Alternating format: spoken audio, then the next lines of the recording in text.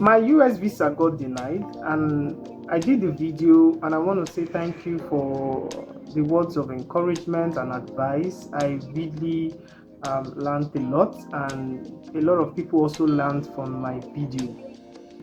But today, I'm going to be sharing what I learned in general.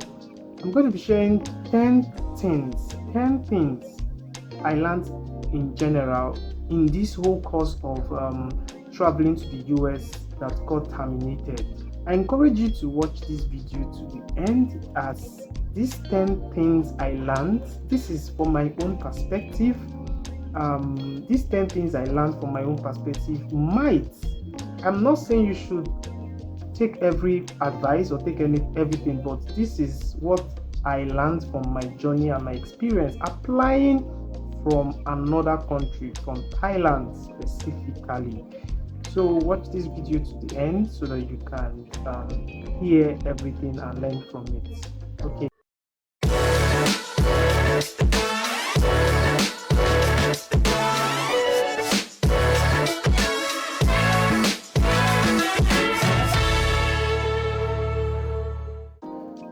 Thank you if you're still here.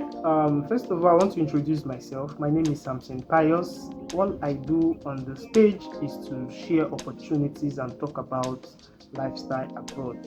On the process of trying to relocate from Thailand, I was looking for opportunities, and those opportunities that I found along my journey made me open up this channel to share those opportunities that I don't need, that you guys might need, and the ones I also need that I also share.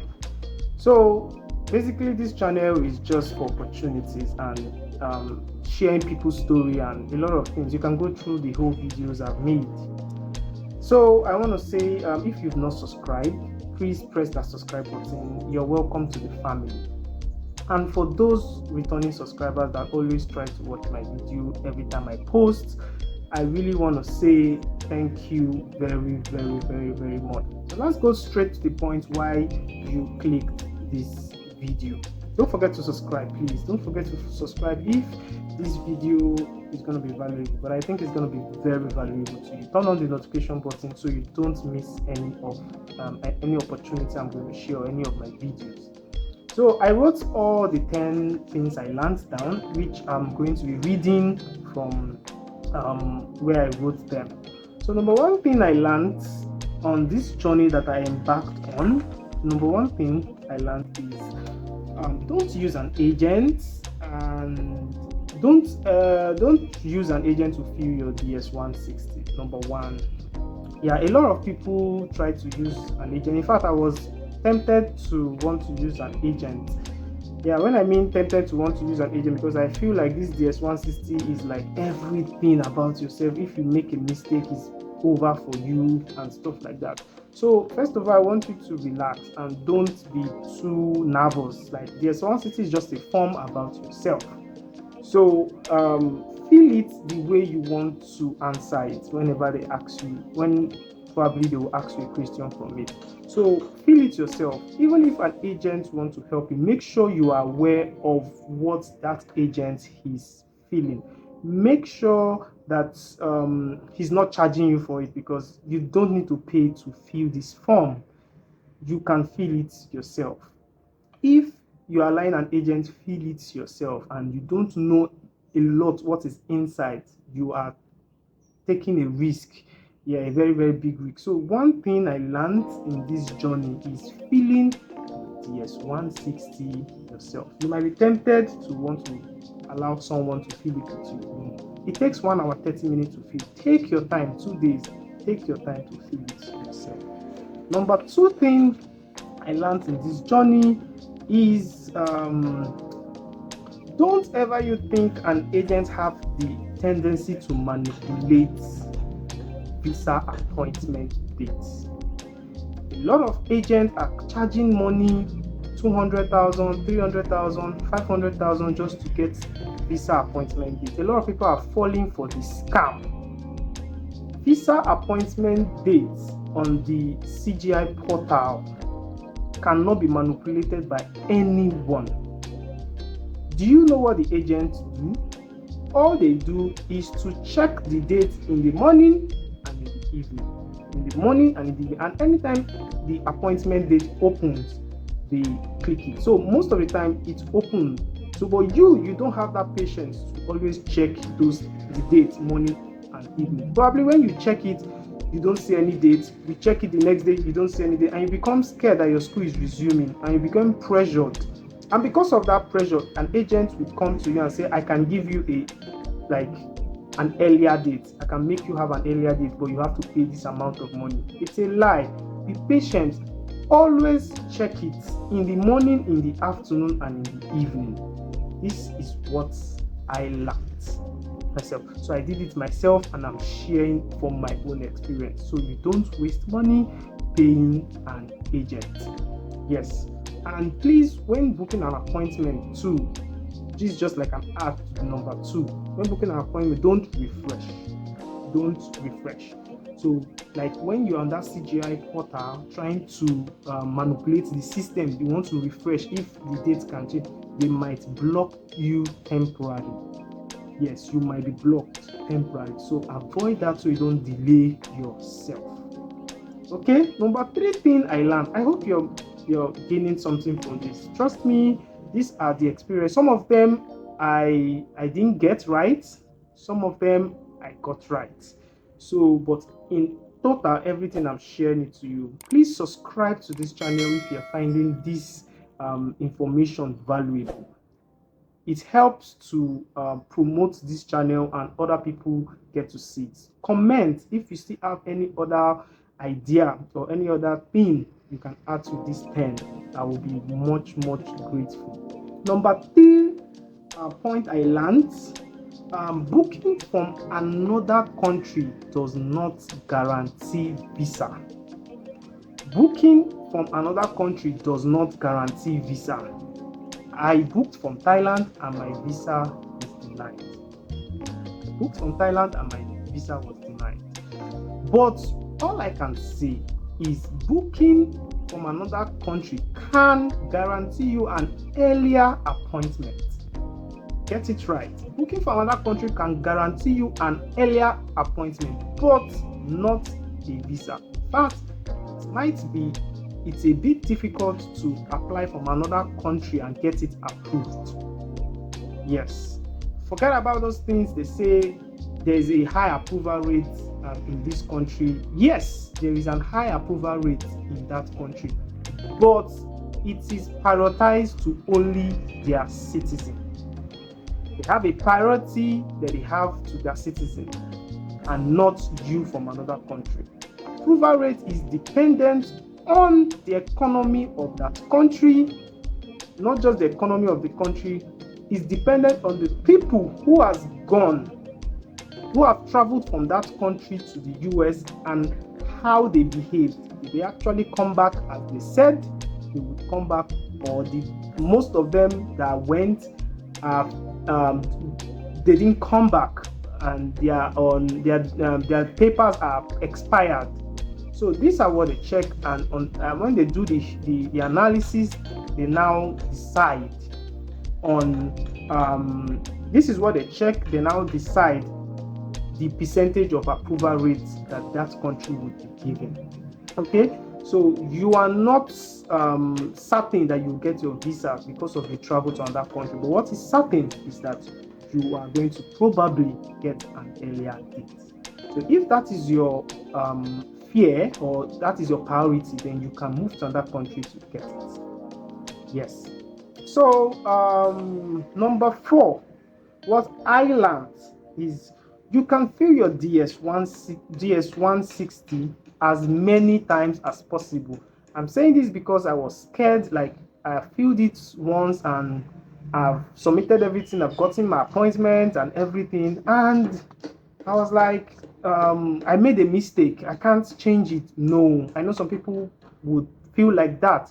No, you can change information from your DS-160, except only 72 hours from your appointment date that you are not allowed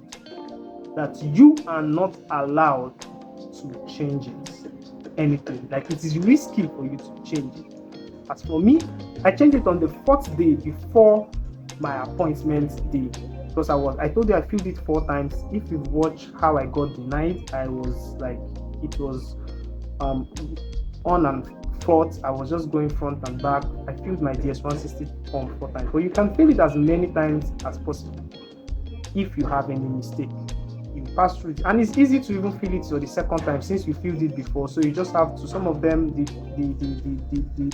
names or the form have been filled already. You just have to click it and submit and continue from where you like. There's how some web does, and it remembers what you filled in before, so it makes it more easier. Okay, so what number am I?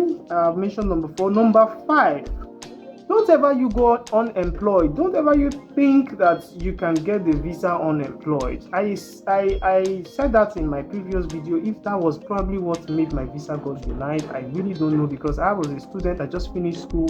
So I really don't know about this point, if it's really, really valid, but I'm just saying it from my own perspective. I might be wrong, but to be on a safe side, say you are working. Don't ever you say you're going back to where you previously worked. So tell them that you are working currently and you are moving for study. Probably you have study leave and stuff like that, and you're going to come back to continue that work. You're using it as your home tie. That is if you are not married. Family, marriage is the strongest home tie, and you need to know this. If you are finding this video informative, please subscribe. I'm happy I'm saying this because I was depressed, and now I'm getting back, and it's a story to share. My experience it's a lesson to other people, and I'm sharing it. So don't go unemployed. Basically, just be safe. I'm not really sure about this point, but just be safe. This is from my own perspective. So number 6 that I wrote down about what I learned is a lot of people make this mistake, because I advised 1 or 2 people who were also applying with me at that point, because they were doing like they were putting all their hope. I actually did. I put all my hope on it. I spent a lot of money. I borrowed money, a lot of stuff. But they were wanting to even quit their job because of this. Now, my advice is continue your life. Continue your life. Pretend like the US process and everything is just going on by the side, just in case. Don't sell your car. Don't sell something that is so important to you. Don't lose your job. Don't talk to your manager anyhow. Because I got someone who was like, my boss doesn't even know that I'm trying to leave this country. I will just quit this job for him because of look at my visa date, and I'm traveling out. It is not yet certain until it is certain. So you don't get stranded. I know why I'm saying this, and people who have gotten denied can testify. Don't go with a lot of confidence, but don't put all your eggs in one basket. When I mean putting all your eggs in one basket, I'm not saying you shouldn't be hopeful. Be hopeful, but don't lose something tangible that you can avoid losing because of you applying for the US visa. So try as much as possible to balance your time, live your life. My brother would say, continue living your life the way it is going. When you need your attention on that stuff, you go back to it. You fill the form, do anything. You come back to what you are doing before and continue. Okay, this is very, very important. Take notes. This is very, very important because anything can happen. So, where am I? Number 7. I think I'm number.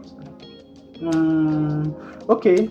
This is also very, very important. When you are answering your interview question on that very day, there was this guy that I saw that was just talking. This guy was talking. I typically thought that they would approve this guy's visa. This guy was talking. He's an Indian guy in the embassy. His voice was loud. And I felt like he was very, very articulated. He was talking, I'm going to this thing. When I come back, I'm going to go, resume the position of this. You know how Indian talk. He was talking. At the end of the day, I saw him with his passport. Obviously, they got him denied. Then I asked myself, everything this guy was saying was making sense to me. I was hearing him, and I was thinking he would get approved. But he didn't get it. The same thing with me. I spoke very well. I was talking. I think when he said, after school, what would you be doing? What's your postgraduate study plan? And I was talking. So I felt like I was talking to different, so many points of things I'll be doing. So I got denied. That guy got denied. Then now what I've learned is like, okay, trust me, this is my perspective. What you need, in essence, is that your beginning, your starting point. That first question, you can answer that first question with everything you want to answer. Express yourself. That first question, that first thing is your strongest point. But after that, your first question, don't talk too much. Yes, after that, your first question, don't talk too much. Your postgraduate graduate study plan should be very short. It should be 1 point. What would you be doing? Me, I mentioned 3 points. I said I'm going to be starting up my project. I'm going to be going back to where I was working before. I'm going to be partnering with my company I was working before, and I'm going to start up an NGO. So I don't know. I'm just saying this out of my own experience. Just say one thing. I'm going to where I was working before, and I'm going to be promoted. That is it. Simple. But your beginning point should be where you say everything. When they ask you, where are you going to be?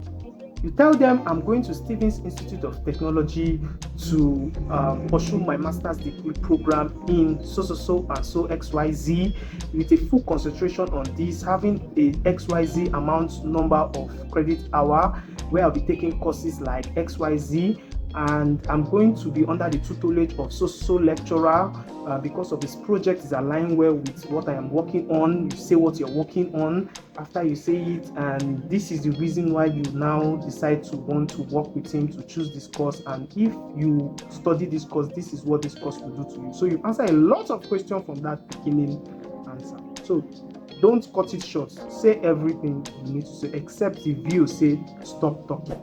Very, very important. Then the remaining one, short answer. Keep it simple. Don't talk too much, because they feel when you talk too much, you are lying. That is what I feel. Sorry, it is not. This is my perspective, like from my own perspective. Okay, so you choose to take it if you want. Okay, so number 8 for my list here. Consider full funding. I think full funding, a lot of people get full funding. Yes, and this is my tip, like what I learned, because I didn't know that you can actually apply for full funding from bachelor. You don't need to do a master's before you go for, sorry, I'm getting it wrong, PhD. You can apply for PhD and get full funding. A lot of PhD have full funding, and you can apply for PhD from bachelor. You don't need to do a master's to get a PhD, so you can get a bachelor and straight to PhD. All you just need to do is to have what they call an examination, GMAT. Yeah, GMAT, yes, GMAT, GRE. Just write the examination, get good score and move. And get me right, courses that they give full funding are all these unpopular courses. Courses that are not popular. Example is all this aquaculture, transport technology, all these courses, chemistry, physics, all these courses that people don't find funny going for them, they give full funding for them. So don't say you want to go and study computer science and be expecting full funding. It might not give you. So this is an idea for you. So apply for it and get fully funded.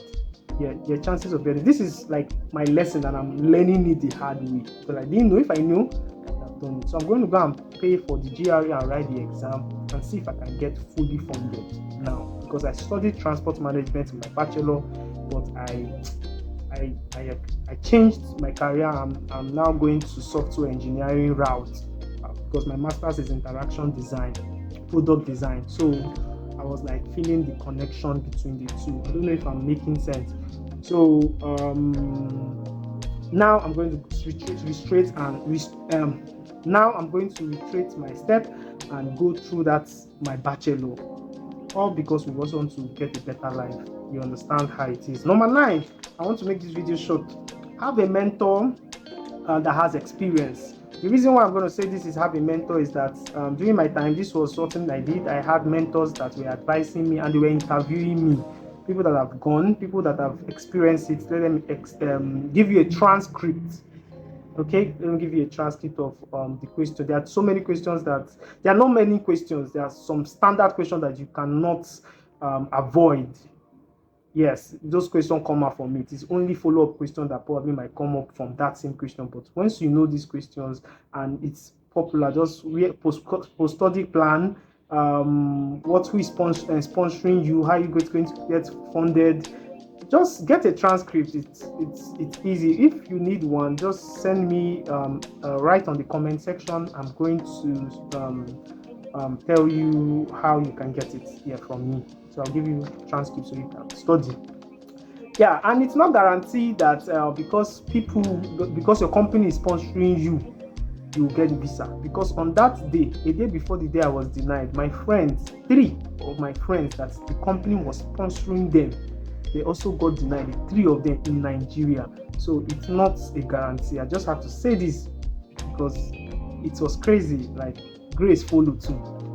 So number 10. Practice. So this is the last thing I have to say, because what brings nervousness and fear is because you don't practice. Once you practice enough time, your nervousness will reduce. So I encourage you to practice a lot. Like if you know it takes you time to comprehend something, maybe it takes you a lot of time, start on time. 1 month, 2 months. I started 1 month. I was reading, so I practiced to the extent that 2 weeks I already knew everything I was about to say. I knew everything. 1 week there was like, I'm just reciting this thing, I'm just saying this. Like I knew it like the back of my arm. So the nervousness was just at the beginning, and it's okay to be nervous, but when you can control it, makes it much more better. So practice makes your nervousness reduce. Yes, reduce. I didn't say it's like don't take your nervousness away, but it's going to boost your confidence a little when you now talk. So I'm going to be ending this video here. It's a bit long. I'm really sorry, but I hope it was valuable. This is what I learned from my experience in getting a denial in the US Embassy. I see you again next time. My name is Samson Pius. Have a wonderful evening.